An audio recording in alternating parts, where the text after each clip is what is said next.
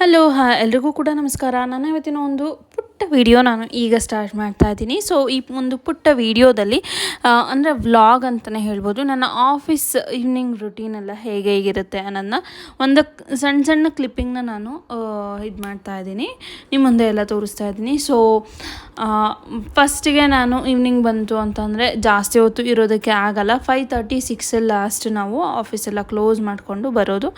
So 5:30 ಆಗಿತ್ತು. So ಇನ್ನೇನು ಎಲ್ಲ ಲೈಟ್ನೆಲ್ಲ ಆಫ್ ಮಾಡಿ ಹೊರಡೋಣ ಅಂತ ಹೊರಡೋದು. ಸೊ 5:30 6 ಗಂಟೆ ಆಗುತ್ತೆ, ಯೂಶ್ವಲಿ 6 ಗಂಟೆ ಆಗುತ್ತೆ. ಸ್ವಲ್ಪ ಬೇಗ ಬಿಡೋಣ ಅಂತ ಇವಾಗ. ಸೊ ಮಗಂಗೆ ಎಕ್ಸಾಮ್ ಟೈಮ್ ಆಗಿರೋದ್ರಿಂದ ಸ್ವಲ್ಪ ಬೇಗನೆ ಬಿಡ್ತೀನಿ. ಸೊ ಅದಾದಮೇಲೆ ಹೋಗ್ತಾ ಸ್ವಲ್ಪ ಇವತ್ತು ಲಿಟ್ರಲಿ ನಾವು ಯಾವಾಗೂ ತಗೊಳ್ಳೋಣ. ಸೊ ಇವತ್ತು ಮಾತ್ರ ಒಂದು ಜ್ಯೂಸ್ ತೊಗೊಳೋಣ ಅಂತ. ಸೊ ಹಾಗೆ ನಮ್ಮ ಆಫೀಸ್ ಪಕ್ಕದಲ್ಲೇ ಒಂದು ಆಟೋ ಸ್ಟ್ಯಾಂಡ್ ಇದೆ.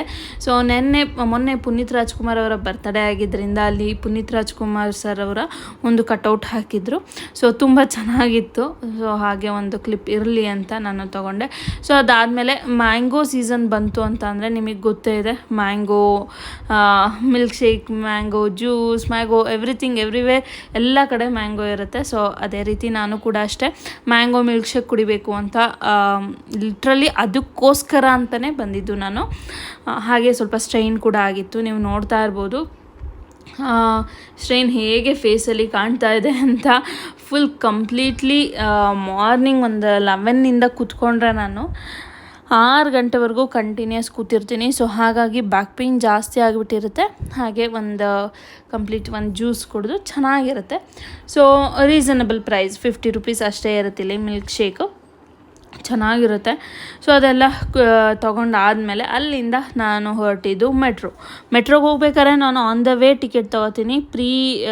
ಫಸ್ಟೇ ಏನು ತೆಗೆದಿಟ್ಕೊಳ್ಳಲ್ಲ. ಹಾಗೆ ಕಾರ್ಡ್ಗೆ ರೀಚಾರ್ಜ್ ಮಾಡಿಸ್ತಾ ಇದ್ದೆ.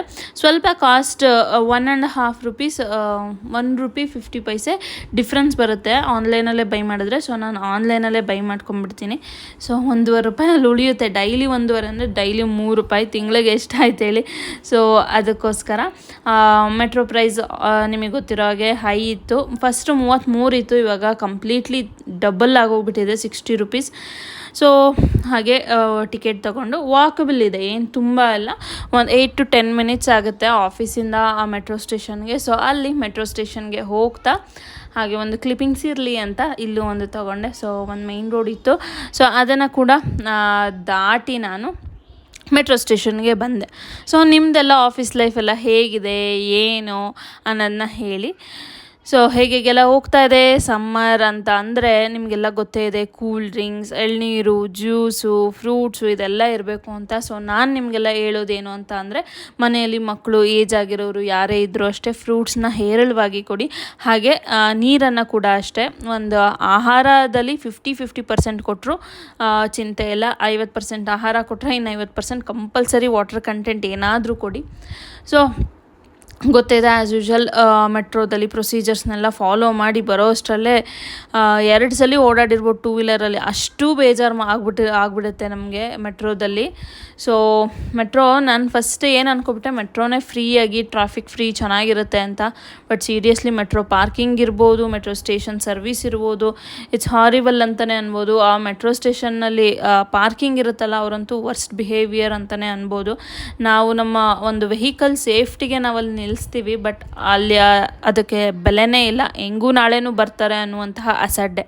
ಸೊ ಇದಾಗಿತ್ತು ನನ್ನ ಒಂದು ಆಫೀಸ್ ವ್ಲಾಗ್. ಇಷ್ಟ ಆದರೆ ಲೈಕ್, ಶೇರ್.